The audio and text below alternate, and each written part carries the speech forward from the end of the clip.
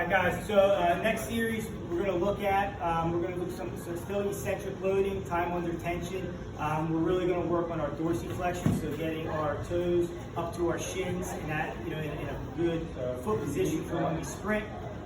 We're looking at just the tension on the quad and the knee, looking at positive shin angle, and we're also going to look at some depth jumps for shock absorption, or for just for your absorption into the ground and staying in a good body position for a re-acceleration.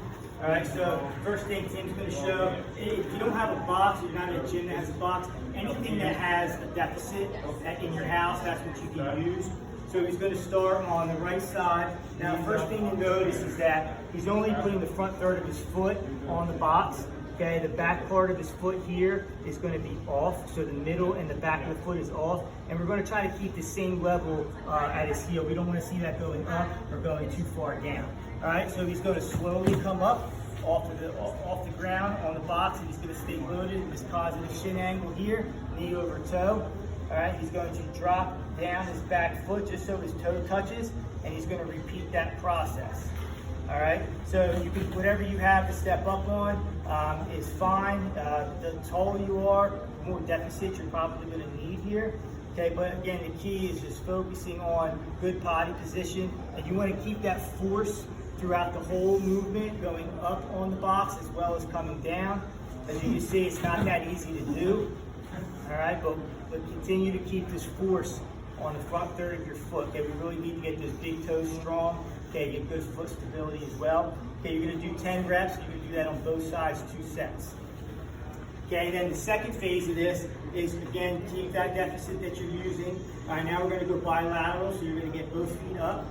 Okay, again, heels are going to be off of the box, so we're only putting our pressure on the front third of our foot. All right, what Tim's going to do is he's going to drop down off of that deficit and get into a good landing position where he's got all his weight over his knees and toes. Okay, so he's going to drop down.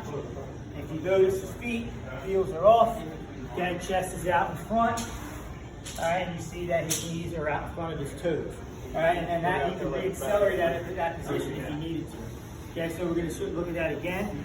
Okay, you're going to start in a complete vertical extended position. All right, he's going to drop from the deficit to the ground and stay stable. All right, in his landing, hold that landing for a few seconds. All right, if you're landing in the center of your foot, or if your heel is creating contact, you know that you need to shift that weight forward a little bit more when you drop. Again, we don't play sports on our heels or through the center of our feet. Okay, it's going to be on our toes, so we have to learn how to properly engage the lower part of our body.